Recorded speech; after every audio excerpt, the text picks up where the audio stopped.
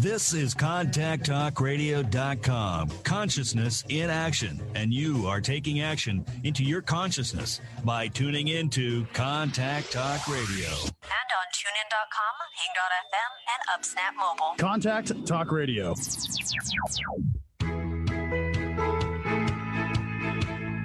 Welcome to Life Mastery with Todd Allen, the talk radio show that dives into the science of higher consciousness. Join Todd and his guests weekly at 10 a.m. Pacific Time and learn how to live a peaceful life with intentional mastery. Enjoy a survey of inspiring topics such as abundance, intention, health, manifestation, love, and transformation. It's all right here. Leading authors, speakers, coaches, entrepreneurs with stories and messages to support your well-being, let alone your most evocative dreams.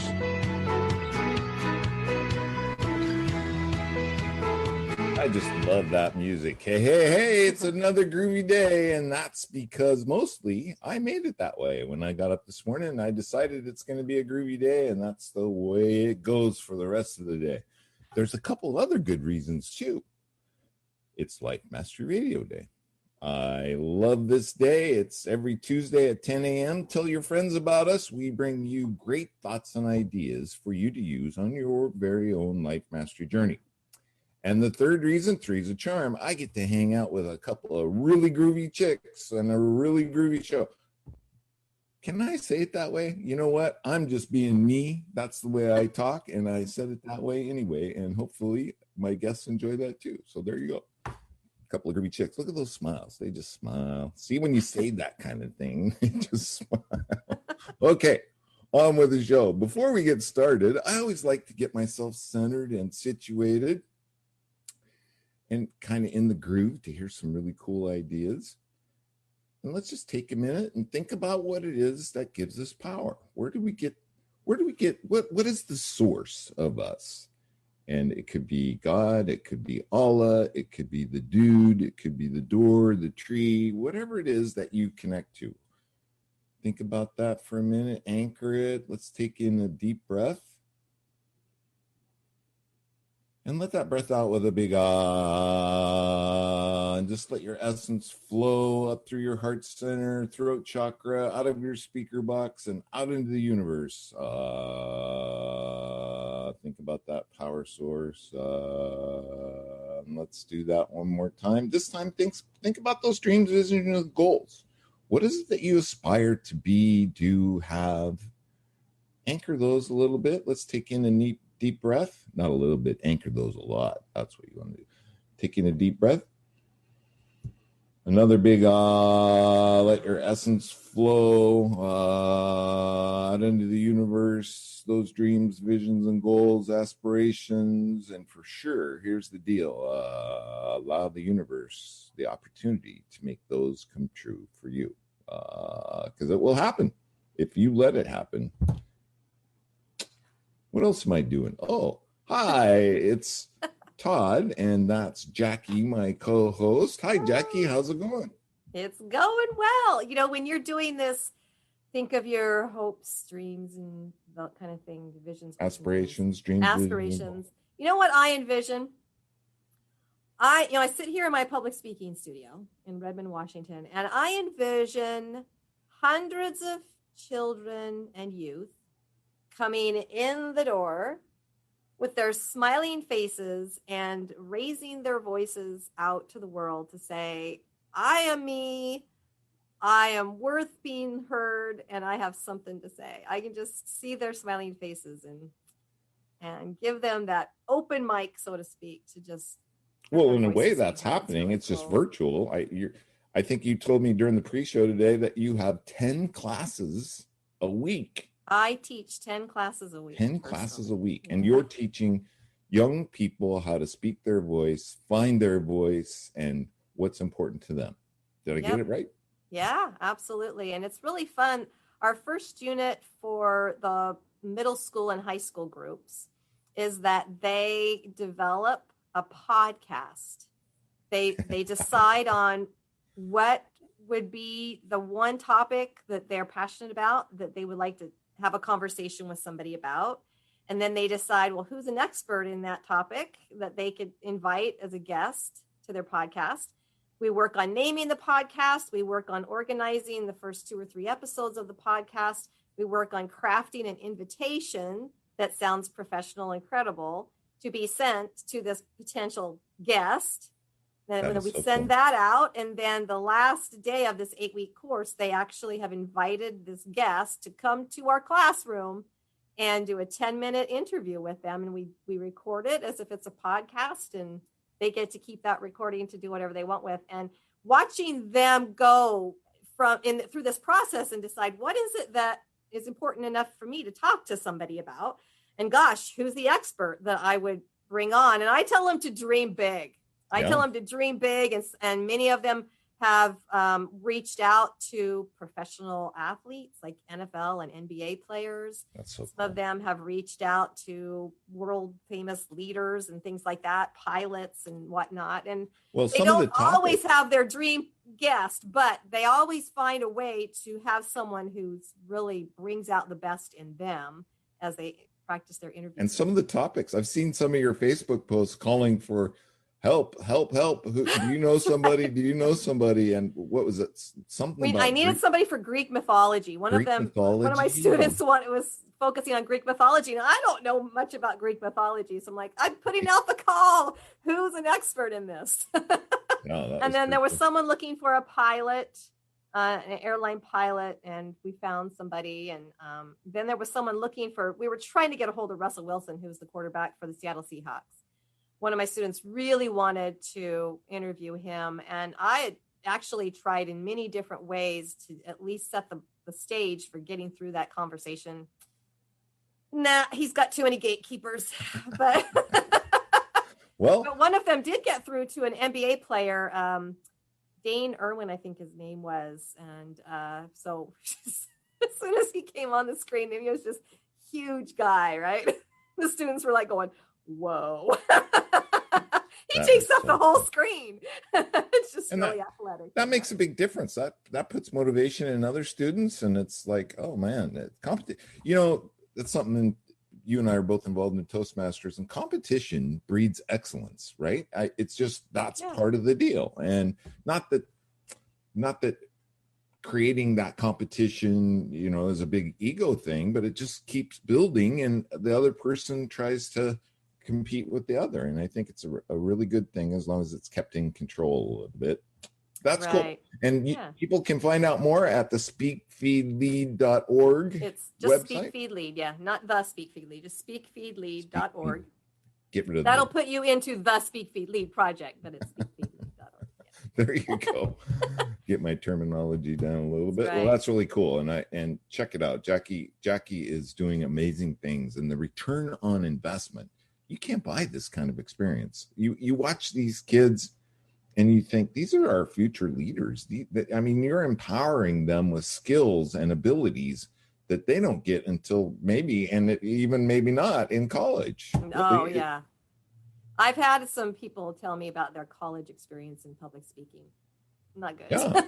Well, it's not only that, just finding your voice and understanding what's important to you and being able to portray that, I think, is a really cool. And also finding the core value that drives it. Would never compromise on, because once you know what you believe and you also feel that you're empowered to speak, then you're not going to be blown around by the winds of, political correctness. You should do this. Else. You should do that. We're going to talk about that today. You're going to be able to stand your ground and say, no, this is what I feel is right. And so this is what I'm going to do. That's really important. I think Kristi will tell us that's important. Yeah, we're going to talk to her. She's sitting there patiently with a big smile on her face, and three's a charm, because this is the third time we've had Kristi Hugstad back on the show. Yay. And just to let you know, Kristi is the author of the new book. She has many books, but the new book, which is it's a really groovy book. I'll just say it that way. It is called Be You, Only Better, Real Life Self-Care for Young Adults. And I don't think and everyone else there, it was right there in the subtitle. And 2 other books, a certified grief recovery specialist and a grief and loss facilitator for addicts in recovery. Kristi frequently speaks at high schools, She is also the host of the Grief Girl podcast and lives in Orange County, California. You can find her online at thegriefgirl.com. That's www.griefgirl.com. And the link is on today's show page at www.lifemasteryradio.net or .com. So you can find everything we talked about today. Just click on the link and away you go. You don't have to worry about writing things. Okay, I'm going to shut up and say hi, Kristi. Hi. Hi, Todd. Hi, Jackie. Thanks again for having me. It's great to have you back. You are a old soul with a great message coming back around, and I think that your mission is to make a difference in young people's lives. Is that right? Absolutely. I am very passionate about suicide prevention, and that needs to start with our youth. So that's why after I wrote my first book, I thought, I need to take this back to our young people. They need a guide. They need tools so that what happened to my husband does not happen to this younger generation. Because as you know, there's a huge stigma associated with depression and mental illness. And if we're going to change that, it needs to start with our young people. So that's why now I'm real focused on writing to them.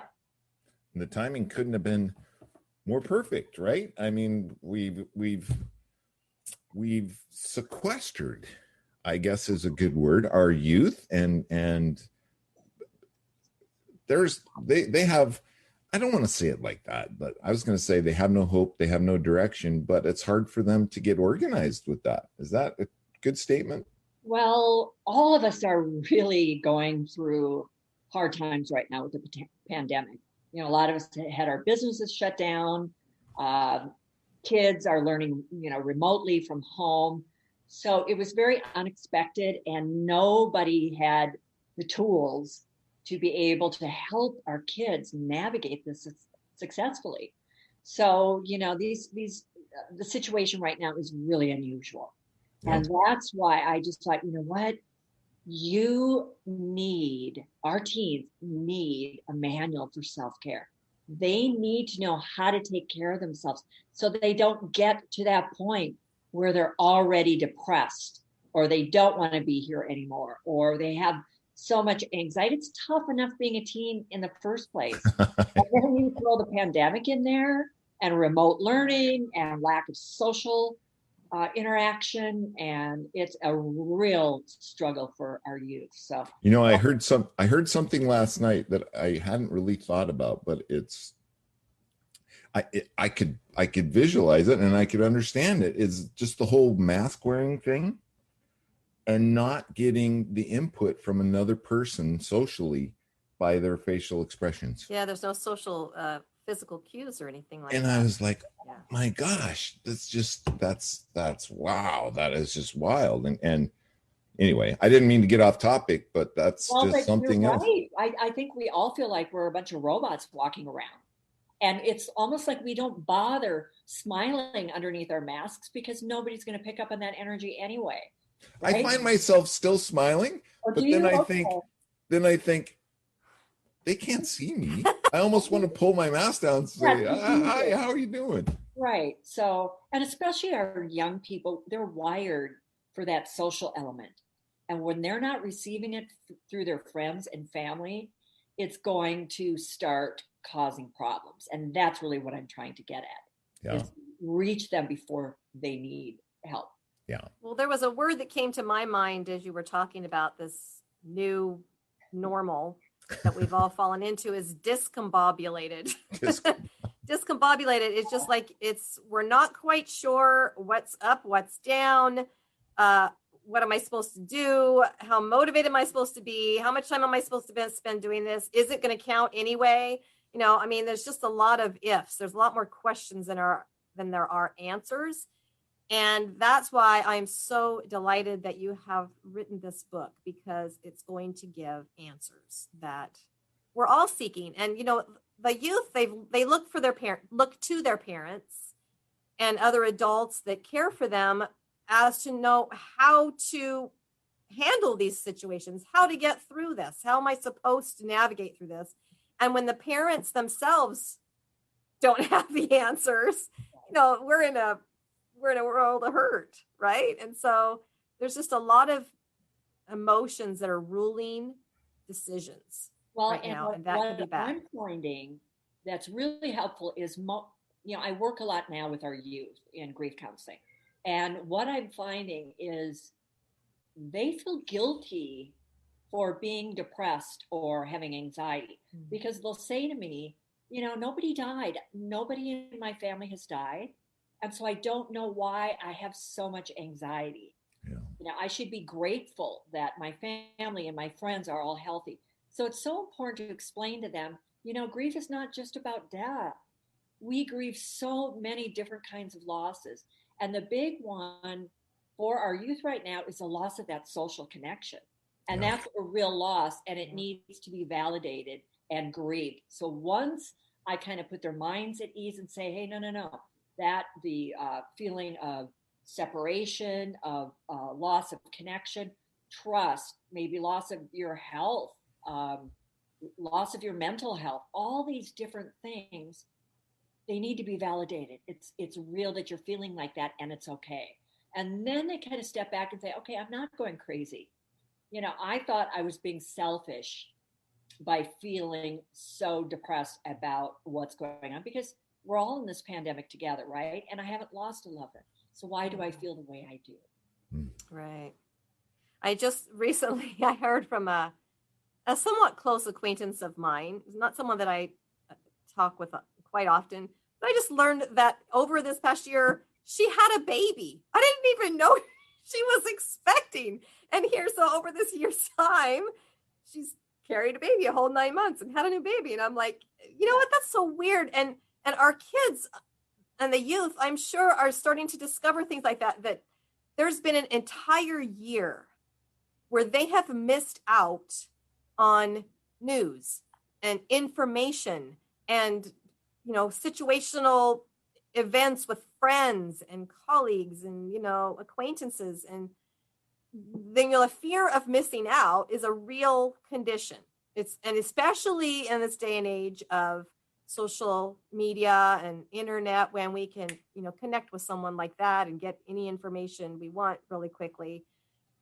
When we don't have the personal connection anymore, the fear of missing out turns from the social aspect to actually physical relationships with people. Right. And there's also, you grieve what never was. Right. And that's a real valid type of grief. That prom you didn't have, the athletics that didn't take place, your graduation that you didn't have. Those are one-time events, a lot of them, and you can't get that time back.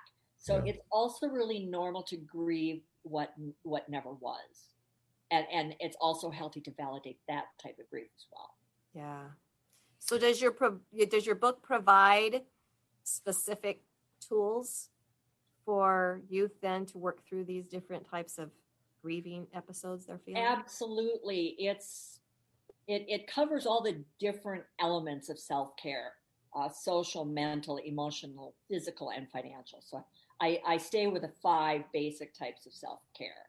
And then I go in depth with each different type. And I have real stories of real young adults that have actually experienced. So let's say I'm talking about sugar. I don't have a big chapter on nutrition. I think the most important thing I can ask a young adult is to cut back on the sugar. Let's start there. Yeah. Right. And so then there's a story of a real young adult who was struggling with sugar addiction and what they did to cut back and eventually overcome it. So I wanted to make it relatable. And I didn't want to have every chapter heavily burdened with all kinds of stats and information and overwhelm the reader. So I start with the actual self-care tool. And then for me, I'm very black and white. So if somebody doesn't tell me why I'm doing something, what's the science behind that? Why should I do that? I'm not going to do it.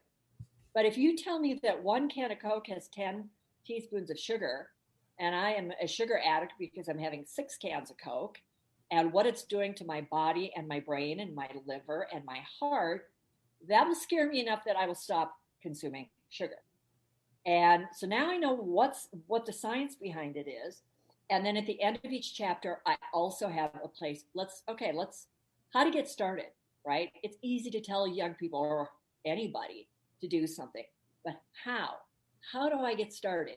So I have a graph or a chart at the end of each chapter. All right, let's log your sugar. How much did you have this morning? Now add it up, right? How much sugar did you have? And it's pretty alarming for most people. So yeah, I think it's important to follow through on your instruction. And when you're asking the reader to do something, make it easy for them to be successful. Well, that's key in your book too. It's like a workbook, right? You talk about these ideas, you talk about these processes, you talk about these self-care items, and then you take them through an easy process to implement it. And I think that's just so cool and easy to do, right? I can easily do this. Well, it sounds easy. We all know that, journaling is an important self-care tool, but really it's a bit overwhelming when you stop and think about, well, what do I journal in? Do I have to have a nice journal? Can I use a notebook? Can I use the back of an envelope? When do I do it? How often? If I'm going to be successful, what give me some directives here, right? So that's why here's how to get started. Here's some journaling prompts. Here are some questions to ask yourself to help you get started, because our young adults especially don't have patience. So if you can't make it simple and effective for them, they're not going to do it. No. Yeah. Yeah. And I think it's brilliant, Kristi, that you are helping young people to discover self-care, because they rely so much on somebody else taking care of the stuff. Mom shops for all the food, for instance. Dad makes it. He's a great chef, whatever.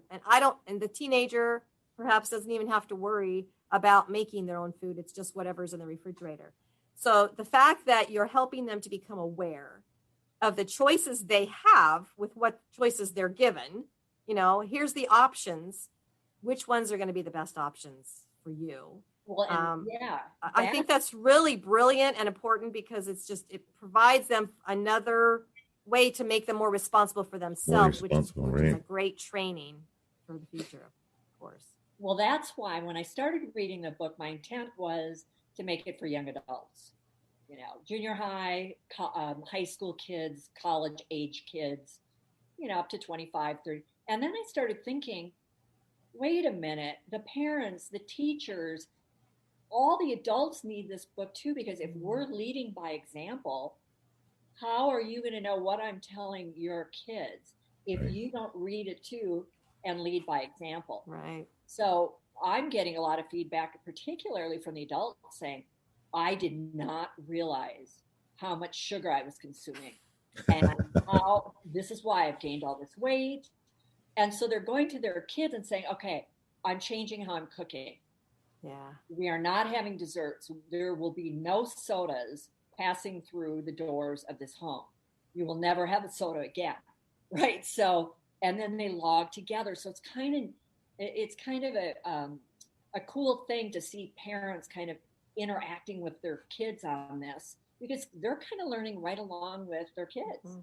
Yeah. Oh, when it becomes a family project, yeah, it's so much more successful, right? Because then even the youngest family member can take that investment, and they have some skin in the game to the way that the whole family is trying to improve in this one area. And then, of course, they have individual goals they can work on as well. But, I think it's brilliant, and I think it turns all of this unspent energy they have right now towards something worthy, in self-improvement. So I commend you for that. That's pretty awesome. Thank you. And I think one of the really important things that I included was check-ins, because the goal that I'm trying to teach our young adults is check in with yourself throughout the day several times.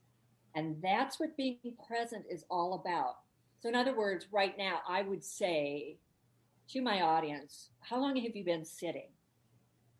And they'll think to themselves, well, I've been sitting for 2 hours. Well, that's way too long. So now I've checked in with you. You're now realizing you're a little bit uncomfortable because you've been sitting so long. But the key is to take action in the present moment to do something about it. So I would have you stand up. I will have you go outside and get some fresh air for 5 minutes. Mhm. I will have you get up and stretch. So throughout the book, I have a little stopwatch and I check in with the reader throughout the book. Okay, when's the last time you ate? Well, I ate 6 hours ago. Well, maybe your blood Nice. sugar's low. Maybe you should get up right now and get a snack. It's about training people Awareness. something in the present moment in real time to take action to do something to improve their mood. And I think Awesome. that's key to do that throughout the day. That's big. That's big. I can relate. Living a robotic life, it wasn't until my 40s that I became aware of these kinds of things you're talking about, and having that empowerment as a teen, as a young adult. That's awareness. That's a connection with yourself inside. Right. And then if your blood sugar's low, I don't know about you, but I'm pretty miserable and I am not going to be effective no matter what I'm doing. And I give my permission, I've trained myself, stop what you're doing and go get a healthy snack so that your blood sugar goes back up and you will feel better and you will be more productive. Instead of, oh man, I'm starving, but I have to, plow through this project. Right. That's not self-care. Do Right? you have anything worked out with your programs, Kristi, where you can send a text to your clients about every 40 minutes and say, get up and do Hey, something? what are you doing? Because I would pay for that. I'll set you on my notifications right now. And I'll have it go off every 5 minutes. How's that? Well, that was big Awesome. for me, understanding hydration. Yeah. Right? Just understanding, why am I so foggy? Why am I so cloudy? Why is my motivation low? Am I hydrated? When's the last time I drank a glass of water? That was huge for me. And it wasn't until I was in my 40s that I figured all of that out. No, and it seems like such a simple thing. And it is Totally. pretty basic, but it makes a big difference in the way you feel. And And the way you know what? We can't take for granted that people just know to do these things.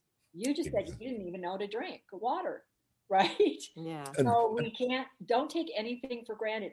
People need a roadmap for self-care. This is the best way to take care of yourself. Here's why, and here's how to get started.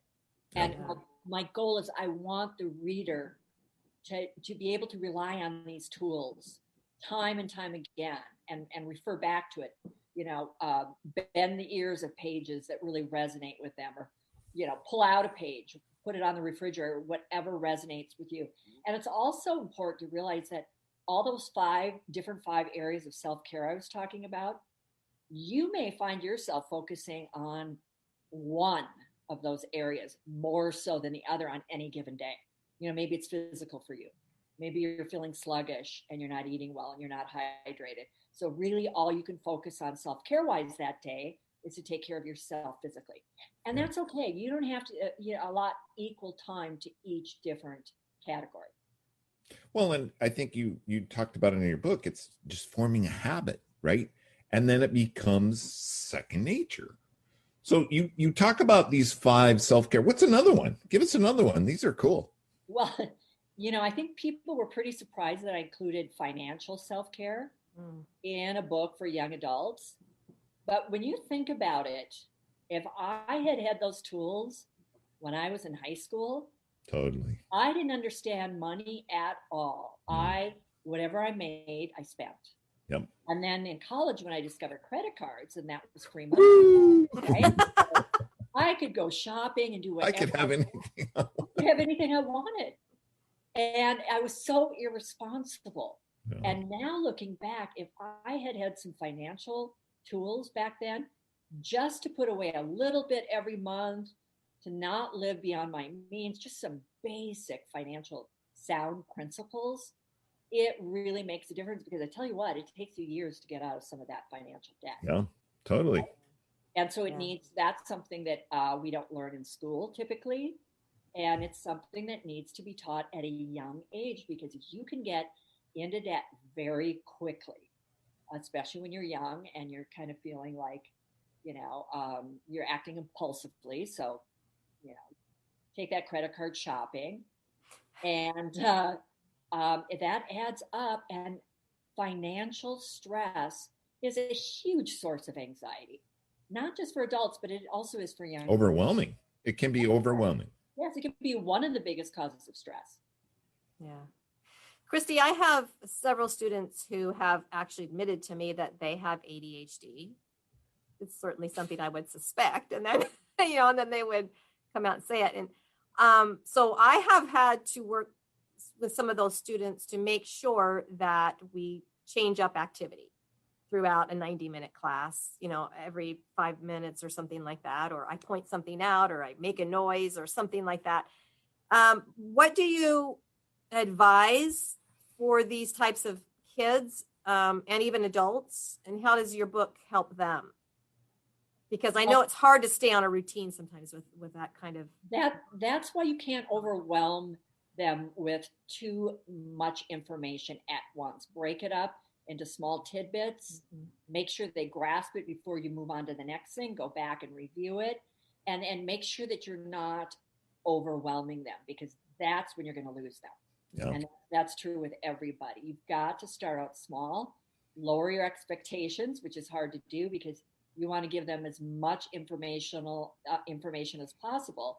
And that's not always the best. So start small and move forward slowly, and make sure that you are getting interaction from them. They will tell you if you're going at the right pace. Yeah. And if not, where do you need to back up? Where did you lose them? And when is it time to shift and give them a break? So I think a lot of it is just staying in tune with them, and then getting verbal feedback, and just making sure that you watch for the signs that you are giving them too much information. Yeah. Are you speaking to youth groups now? I know that we've all been kind of online in these Zoom summits and programs and so forth, but have you found opportunities and stages to speak on? I am doing everything remotely right now. I'm talking to lots of different groups, like you said, summits, conventions, that type of thing. But I have not been in person in the classroom. Yeah, I don't think any of us have. No. Yeah. Yeah.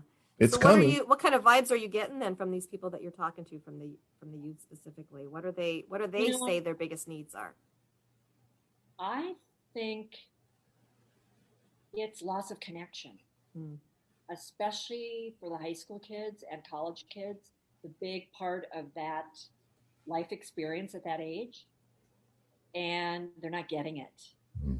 And I need to work really hard to put their minds at ease that it's okay and it's normal. Yeah. And it's okay to feel bad, and validate that you're not going crazy. It's part of the pandemic. And then, okay, let's work together to find how you can reach out to family and friends. What could you do? What can you do remotely? Are you calling people? Are you making an effort to stay connected? And usually they've reached a point where they've kind of given up. Yeah. And, they're so overwhelmed, they don't know how to get back into it. And especially for some of the kids that are not as outgoing, they've always relied on the more extroverted friends to get the groups together and to plan and organize activities. And that's what's really hard. Well, I know when you think about these kids who were budding athletes, and who had these hopes and dreams to play professional sports of some kind. Yeah. And all of that door was just completely closed for them. I know it's temporary, and I think schools are starting to open up their sports programs again. But, if for a kid who's now been sedentary for a year, it's going to be hard to get back into that physical shape that you need to be in to excel in sports like that. And you just feel so bad for kids like that. And I was going to mention earlier that as you talk about your book being a roadmap, isn't it important to have not only with that roadmap, but also to have that routine? That it's really important for kids to feel that they know every day what they can do, what they can expect, and what they might be able to get out of all of those decisions they make. Absolutely. It's got to be something, that's why in the back of the chapters, what time works best for you every morning? or it's not, does this work? It's like, what time works best for you? When can you do what can you? In the morning or before you go to bed? What's more convenient? Okay, that's what we're going to stick to. So it's got to be repetitive. Just like anything, it takes hundreds of times for something to become a habit. So if I'm telling you, you have control over how you think, and let's learn to start changing our thinking to become more positive, your day is going to go better. You're going to attract different energy. You're going to attract different people. That sounds great, but how do you do that? You've got to put the effort in. It's not like I wish I could be like Jason. He's always so happy. Well, maybe Jason isn't always that happy. Maybe Jason works on it, gets out of bed, thinks of 3 things right out of the gates that he's thankful for and grateful for, and sets his mindset in a positive tone for the day. It doesn't come naturally for most of us. We have to work at it. But just to know that that's possible through a little effort and repetition and routine, I think that's pretty exciting. Well, exercise too, Kristi, is an important exercise. And because, like Jackie said, kids are sedentary. They're not doing anything, and you have to go out for walks. You have to do things to move those otherwise they atrophy. Well, and not only that, it changes your brain chemistry. Well, that's the other thing. There's chemical things that occur in the body when you exert yourself. And that's why I talk about all these different hormones, these neurochemicals in your brain that actually change the way you feel and think. So now, if you know you're going to have a chemical reaction in your brain that's natural, you're going to be more motivated to do these things like exercise. Exercise raises the endorphins in your brain. When you come back from exercising, do you ever have that conversation where you're with yourself and say, "Oh, I'm so glad I did that"? Right? It's because you feel. Why don't I do this more often? Right. Why have I not done that in the last 3 months? It's because it did change and alter your brain chemistry.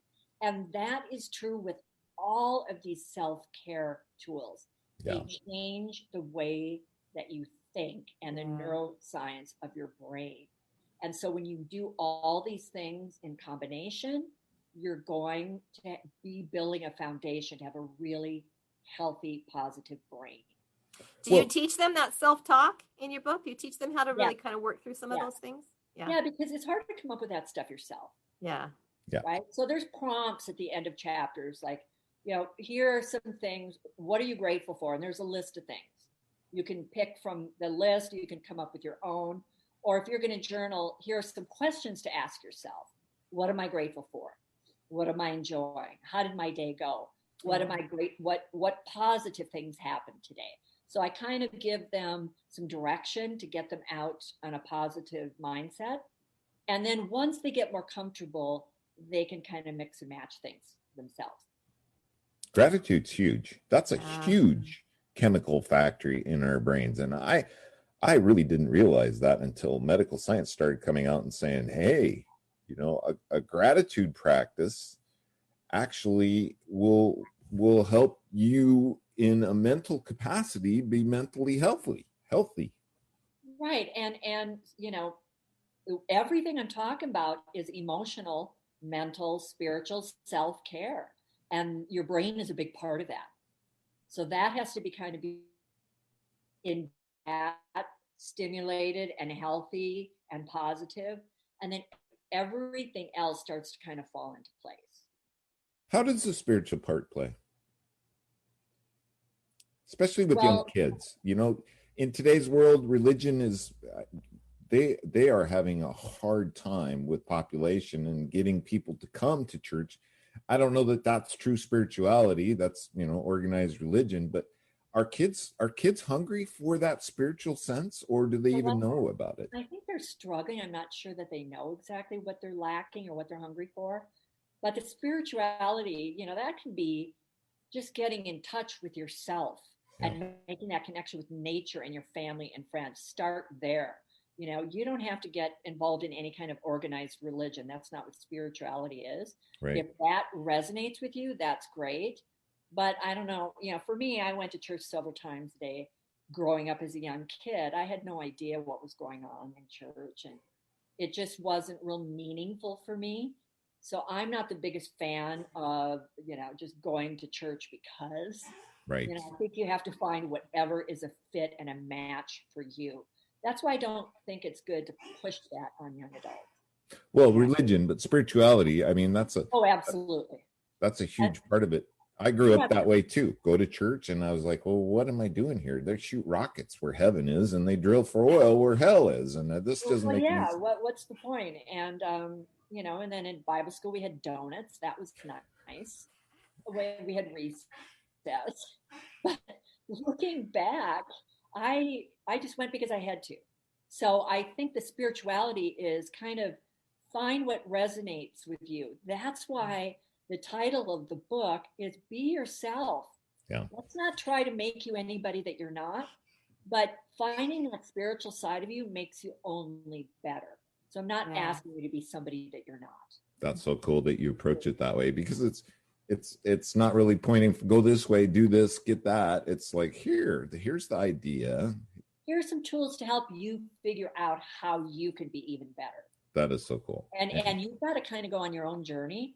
I can give you tools and guide you, but you're going to go back and forth and up and down, and you're going to kind of take your own route to get there. But that's what my intent was. Yeah, very cool. Well, Kristi, with the increase by tremendous percentage points of suicide among our young people in this last year, I wish that our government would take some of that budget money and give everybody your book. Give all the young people your book. Or I'll win the lottery and buy them myself for everybody. That's right. I mean, because the government programs we got right now, they're not working. In fact, our kids are falling through the cracks. And that's been proven even more so over the last year. And lots of parents are figuring out, the school hasn't really been helping my student anyway, my son or daughter. Right. And so, there's a lot of low expectations now for going forward. And I wonder, how kids can maybe buck some of those expectations that their parents had for them before. Because I know a lot of my students, they're expected to be, geniuses academically, or they're expected to be virtuoso musicians, or they're expected to be super athletes. And there's all this pressure that we put on our kids.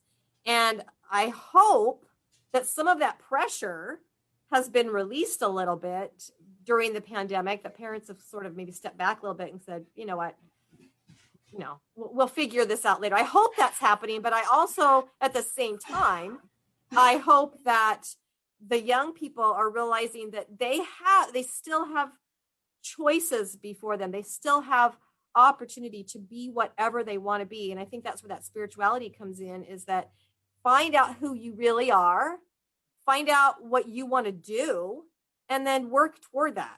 Because I'm seeing a big lack of motivation in my students to do really anything. There's not the deadlines, there's not, the homework assignments that have to be done at a particular time. They've had this freedom to just do whatever. And, they haven't had a lot of good choices, actually. And so now they lack this motivation to do anything. And I'm concerned about that, because I'm thinking, well, what can I do to really get them motivated again? And I will ask you, the expert, what is it that I can do? What is it that parents can do and teachers to really start to motivate these kids again? I think we as adults all need to lower our expectations of our youth. Dial it down a bit. They don't have to get straight A's. They don't have to, be the best athlete, the best at everything. Their mental health must come first. If they don't have that, they're not healthy. None of this other stuff is going to matter. And also, I think we need to lead by example, and we need to be all inclusive and work together as families, like we talked about earlier. Because I'm finding the parents are not taking care of themselves either. They're stressed, or they're working from home. I have a lot of teachers that have 3 kids at home, and they're teaching remotely, and then they're trying to make a difference to the kids on Zoom. Right. And it's a lose-lose for everybody. So we all need to dial it back a bit and take some pressure off. This is an unprecedented time. It's okay to not do everything perfectly. And you know what? We're not going to get everything done we want to. And that's okay. We're not leaving any room for fun. we're not, it's like, okay, we've got to use what time we have. You got to get your homework done. You've got to excel because I want you to get into these particular colleges. And that's not fair to our kids. The pressure. They need some time to just be kids. That's well, I appreciate that message for me, Kristi, because I feel like I have been working 24/7 and I'm getting a little burned out. And so the fact that you're saying, you need to take some time for fun and give yourself a break. I'm like, I should probably follow that philosophy. Well, you know what, Jackie, there's probably people that you're interacting with that can sense that. Yeah. Whether it's coworkers or kids or whatever. So you need to lead by example. I'm not going to work 24/7 anymore. I'm going to skip that group. I'm going to cut back on what I'm doing because I need to put myself and my mental health first. Yeah. Hobby, right? Need a hobby. Yeah. I have lots of hobbies. I don't have a problem in that arena. Now, are your hobbies actually work like projects at home? Is that what your hobbies are? Totally. Oh, yeah. Yeah. They're all around me. What do I want to do today? Anyway, what are we missing, Kristi? We have about 10 minutes left, and you have such an amazing book, and it's BU. Oh, where did I go? I lost it. Tell us the name of your book. Do you have a copy there? Only Better, right? I do have a copy here. There you go. Be You, Only Better, Real Life Self-Care for Young Adults and Everyone Else. And it's available on Amazon, Barnes & Noble, bookstores everywhere. And it's also on my website at thegriefgirl.com. But, I ended the book with a message of hope. And I wanted people to realize that hope isn't just, I hope things get better tomorrow. I hope tomorrow goes better. It's about developing a positive lifestyle so that you every day wake up with gratitude and you're in a positive mindset. And it's not something that's fleeting and temporary. It's a lifestyle. So that's why I really liked ending the book with a message of hope, and then how to develop that lifestyle of hope. Well, you're certainly credible to teach that, Kristi. We haven't talked about your personal story in this during this episode, but it might be time to take a few minutes to let everybody know that you have been through that cycle of grief very deeply, and that you see a way out and you see a way forward once you make it out. Right. So maybe take a second or two to talk a little bit about that. Well, 8 years ago, my husband died by suicide. He ran in front of a train in Dana Point where we lived. And what added to that trauma is his father was a passenger on the train that he ran in front of. So, not only was I dealing with my husband, who had been exhibiting signs of depression and suicidal ideation for a year prior to his suicide, but he was an only child and his father was actually on the train. So then I'm figuring out, was he trying to punish him? Why would he do that to his father, who he loved very much? Why would he do that to me? I was really blindsided. I didn't have any tools to deal with it. And so that's kind of what got me started on my passion for suicide prevention. So then I started out, writing about, first of all, grief tips with examples of what I did that first year to get through or move forward in my grief journey. And then I wrote Beneath the Surface, a teen's guide to reaching out when you or a friend are in crisis. And that covers all the different issues our teens face today, from cyberbullying to self-harm, peer pressure, adult pressure, self-pressure, gender confusion, anxiety, depression, suicide, all those issues, because we're not talking about it in schools. So I kind of wrote that in hopes that it could serve as an aid to health teachers in our schools and get people to start talking about it and finding that adult that they trust to talk to about their issues. And then my last book, Be You Only Better, it's like, let's do something before you even get to that place of anxiety or suicidal ideation. So it basically comes from me being in a really dark place where I needed help. And then that got me into the grief counseling because I didn't want anybody else to have to go through what I'd experienced. Yeah. And then give examples of what worked for me. I'm also a credentialed teacher, so I know that kids and adults need to be told why you do something, and what works. And so I'm just continuing my passion for suicide education and prevention. And I am really dead set on that, starting with our young people. So when they grew up, they have a whole different culture than how we grew up. You know, my husband had already bought into that stigma. Yeah. You know, he didn't say, hey, I need help. Right. So I want our kids and our youth to grow up differently. With some tools. So the book's been out for a little while.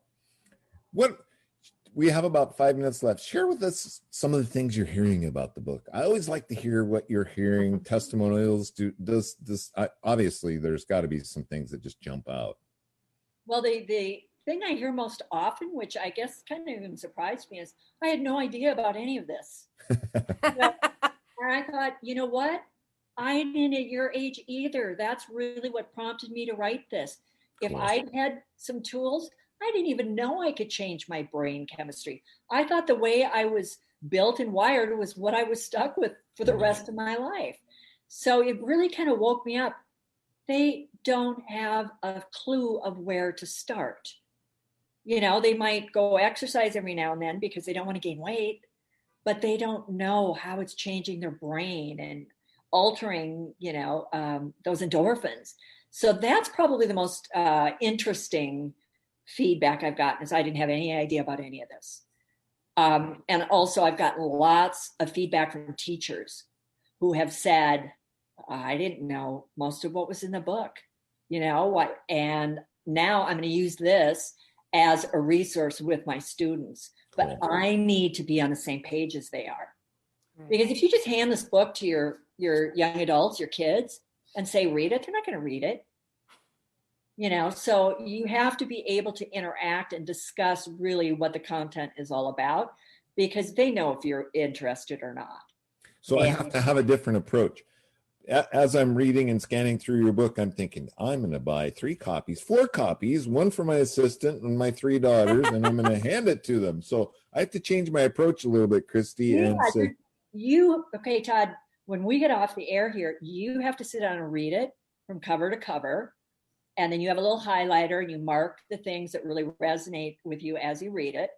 And then something that really stands out, you go to your coworker or one of your kids and you say, did you know that when you drink 1 can of Coke, you're consuming all the sugar that you need in a day? Or did you know that if you miss 1 night's sleep, you actually have little micro sleeps where you fall asleep periodically throughout the day?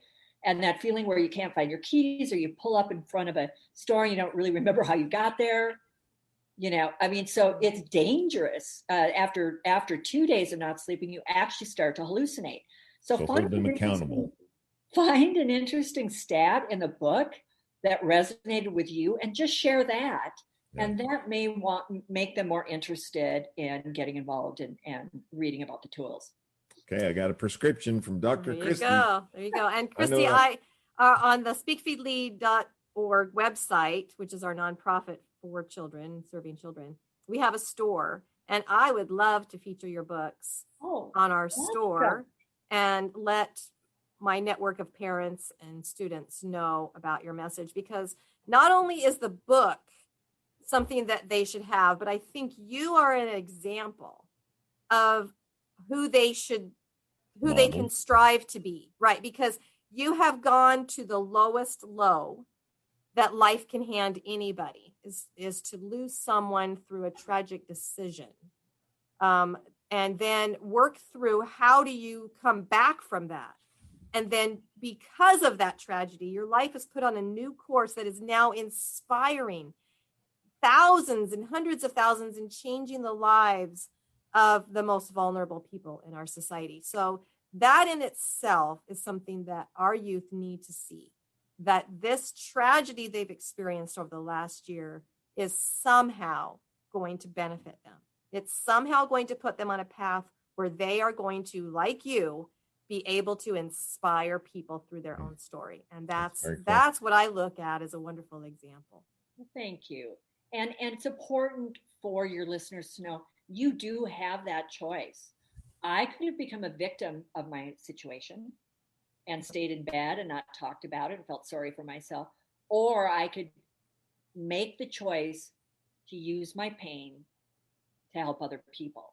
And as I was trying to move forward and figure out how to do that, it didn't happen overnight, but there were gaping holes all over the place. I don't have the tools. I don't know how to change my thinking. I don't know how to change my brain chemistry. I'm not as grateful as I should be. I don't have the lifestyle of hope. So a lot of these things that I am now teaching were lacking in my life, and I had to find them. And so really, I don't want people to have to spend all that time figuring it out themselves. So that's what made me really passionate to write and then give people those tools so that they can just, start moving forward right away. Well, we're glad you did. Yeah, very cool. Thank you so much, Kristi, for showing up today as you. We really appreciate it. I hope you'll come back on the show. Absolutely, anytime. Did you have fun today? I did have fun. I told you have a blast. Thanks again. It's just such a joy to have you. You have a great message, a really cool book. Hold the book up again for us. There it is. Be You Only Better. It's a great book. You can find the link to Kristi and her website on lifemasteryradio.net. Go and check it out. Lastly, or a couple last little things here is tell a friend about the show. We had a great time today. I know you had a great time today. Your friends deserve to hear these great thoughts and ideas for them to use on their life mastery journey. Lastly, please, please, please make it a great day because, as Kristi said, it is all about choice. Thank you for tuning into Life Mastery with Todd Allen, the talk radio show that dives into the science of higher consciousness. Join Todd and his guests weekly at 10 a.m. Pacific Time and learn how to live a peaceful life. For more information on Todd and his guests, visit his website at www.lifemasteryradio.net. That's www.lifemasteryradio.net.